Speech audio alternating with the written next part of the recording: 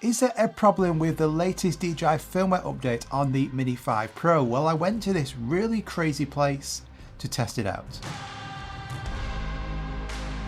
So the latest DJI Fly and firmware update version 1.21.4, I did a video on that, but I saw it in the comments and a few people reached out to me saying since they've updated this Fly update, they've been having issues with their Mini 5 Pro, the drone crashing, return to home not working properly, a couple of the quick shots not working, photos not working as expected. In my first test using the Mini 5 Pro, everything seemed to be okay apart from one app crash. So I wanted to go and test it out again, so I thought while I'm here, I'll go to this really cool place. Now before we get into that video, my advice is just like on the previous one, unless you've actually been having any issues with your Mini 5 Pro, the RC2, then there really isn't any point updating. It doesn't bring any new features. This Flight update is more so for the DJI Neo 2, which brings some new features to that. But if you have been having any issues with your controller, maybe some bugs, problems with this, crashing, then sure, go and update it. But let's see how it gets on. So this really is a cool location. I'm going to show you some of the main features that I use, and then I'll also see if I get any issues with this latest firmware update.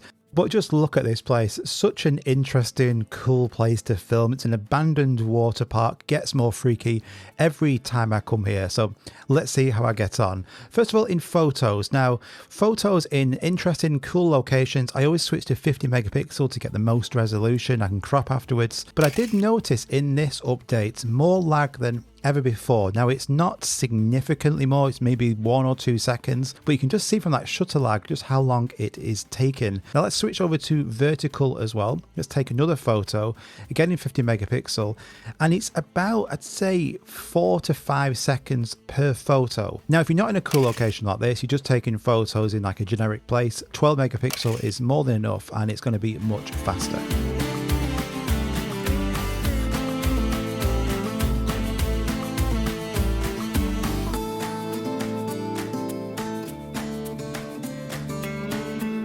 So video there, filming in 4K 60, working absolutely spot on, no lag or interference whatsoever. Now let's go over here. One, I'll just test to be a bit further away, and just two, to see how this is doing. Let's do an orbit around this tower. So I could use spotlight mode here, but it is good practice to be able to do this manually. So just look again, just before I do, look at that shutter lag, about 4 to 5 seconds on that photo. But just doing an orbit here, just nice and smooth in normal mode.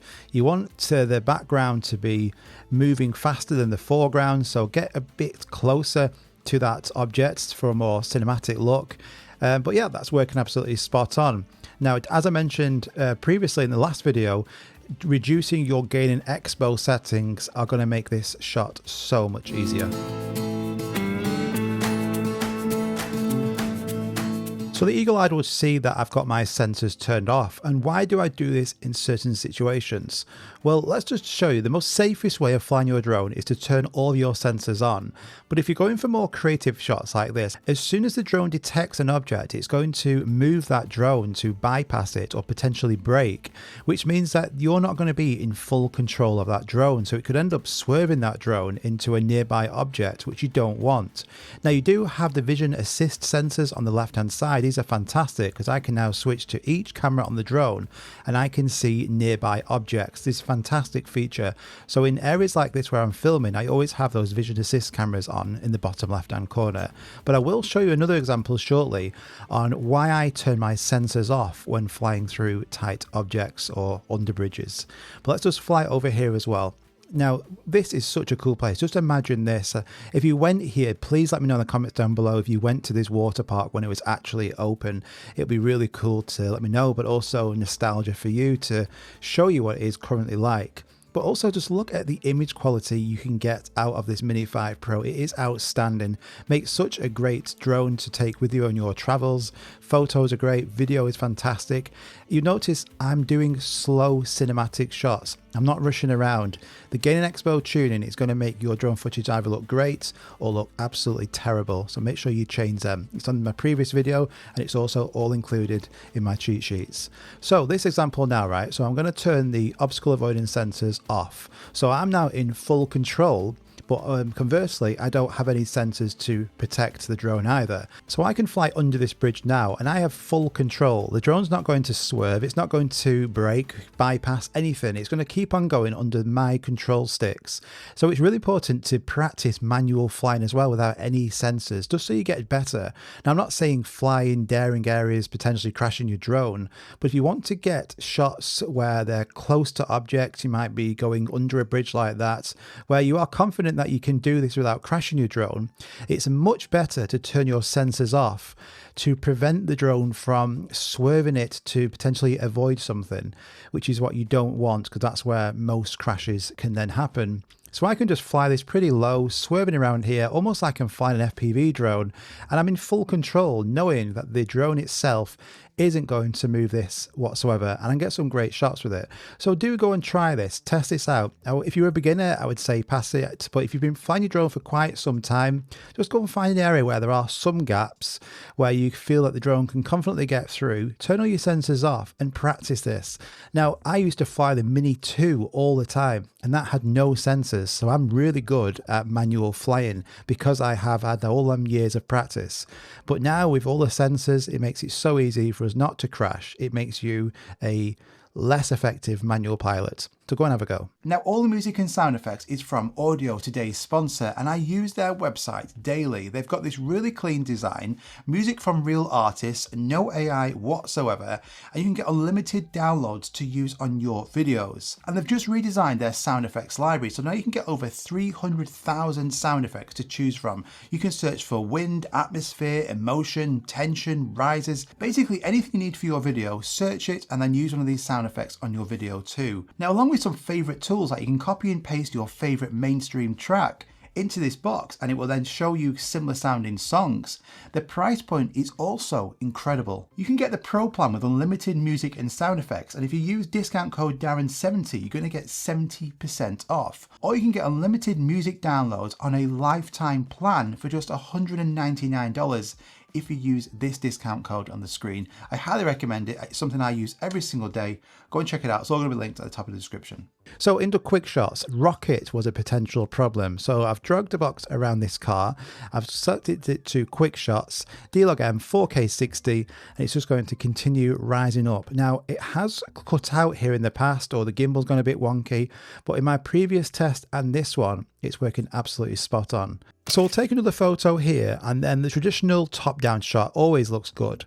But if you was to push on the left stick, left or right, diagonal, then you're going to be able to get some motion in your shot, and it just looks really cool and just adds to something different to the normal top-down shot. If we try another photo now at just under 400 feet, 120 meters, photos are working okay. I'll just say that lag is quite annoying. Waiting about 4 to 5 seconds, it just means you're having to wait 5 seconds and then take another photo. It can certainly add up, but video, I would say for this firmware update, is working spot on. Now, settings wise, because nothing has changed, I would just advise if you go to my previous video, I'll put it at the end of this video and links at the top of the description. I go through all of the settings for this firmware update, but I've not gone through it in this one because I wanted to test out the actual real life performance of it. But for settings, if you want to look at all the settings that I use, then you can go and check that previous video out. And don't forget, in my settings cheat sheet book, I go through all of these different settings, so you've always got this knowledge with you all the time. I'll link that on the screen and also at the top of the description as well if you want to have a look at them. So it was pretty hot where I was filming today. It was 38 degrees, which is about 100 Fahrenheit. So the low battery warning messages come on already. Battery life isn't great on this drone, especially when it is hot and you're testing all these features out. I probably only got maybe 18 minutes of flight time, which is not fantastic. But let's test out that return to home to see how this does. So this is really accurate now. I use the optimal return to home setting. So it's going to come back its fastest way. It's going to avoid these trees automatically, going over, but then also kind of like swerving around.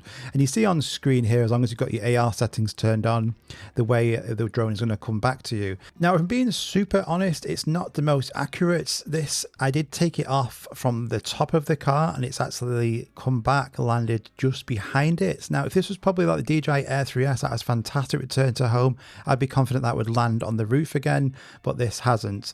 However, it still performed really well, apart from the shutter lag issue that's going on.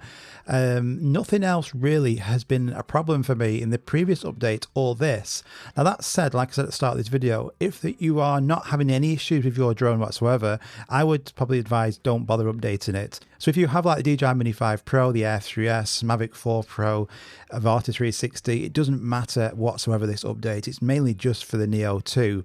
But if you are having any firmware related issues, it's always good to update. I've not personally had any problems, but I know some people have. Now I do have a lot of really cool videos to show you on the Mini 5 Pro out here. Some fantastic locations I went to. They're all coming really soon. So make sure you hit that subscribe button so you don't miss out. Go and check out Audiio, fantastic offer on. If you enjoyed this video, do me a favor to hit that like button. Just tells me that you like them and I'll keep on doing them.